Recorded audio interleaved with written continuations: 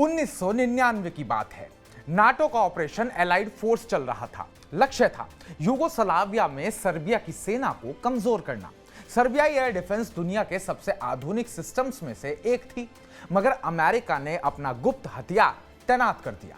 रात के अंधेरे में अमेरिका से 11,000 किलोमीटर दूर एक B-2 बॉम्बर ने मिसाइलें बरसाईं और 3 घंटे के अंदर बेलग्रेड के कई हाई सिक्योरिटी ठिकाने नष्ट कर दिए। सर्बियन सेना को अंदाजा तक नहीं हुआ कि हमला कहां से हुआ, क्योंकि रडार पर कुछ दिखा ही नहीं। नमस्कार, मैं उत्कर्ष प्रताप सिंह और आप देख रहे हैं TV9 भारतवर्ष। बीते शनिवार को अमेरिका के B-2 बॉम्बर्स ने मिसौरी से उड़ान भरी और 18 घंटे 40 मिनट का सफर तय करने के बाद ईरान के एयर स्पेस में एंट्री की। अमेरिकी विमानों ने ईरान के नतांज, फोर्डो और इस्फहान परमाणु ठिकानों पर बम बरसाए और अमेरिका वापस आ गए। कई रिपोर्ट्स में दावा किया गया कि अमेरिका ने अपने 7 B-2 बॉम्बर्स ईरान भेजे थे। इस ऑपरेशन को ऑपरेशन मिडनाइट हैमर नाम दिया गया। तो चलिए आसमान के इस भूत के बारे में जानते हैं। आखिर क्यों ये जब उड़ान भरता है तो दुश्मन की सांसें थम जाती हैं।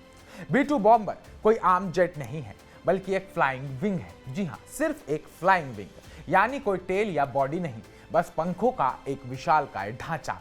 इसकी पूरी बॉडी एक खास सामग्री से ढकी होती है जो रडार वेव्स को निकल जाती है, जिसे रडार एब्जॉर्बिंग कोटिंग कहा जाता है। इसके डिजाइन में इंजन इस तरह छिपाए गए हैं कि दुश्मन की इंफ्रारेड सेंसर्स भी इसे पकड़ नहीं पाते।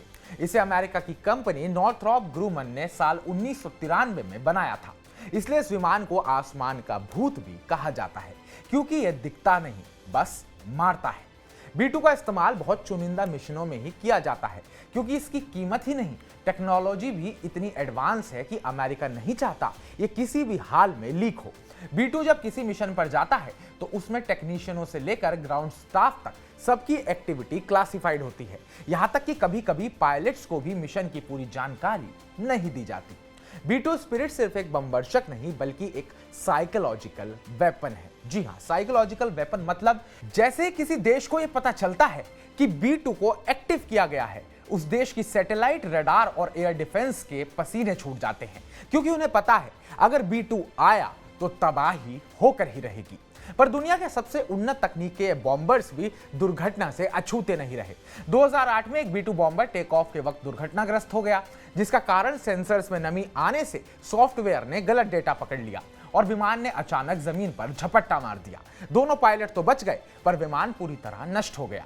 यह दुनिया के इतिहास का अब तक का सबसे महंगा एयर क्रैश था।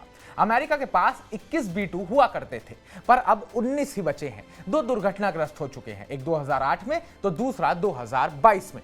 लगे हाथ B-2 की विशेषताओं पर भी नजर डाल लेते हैं।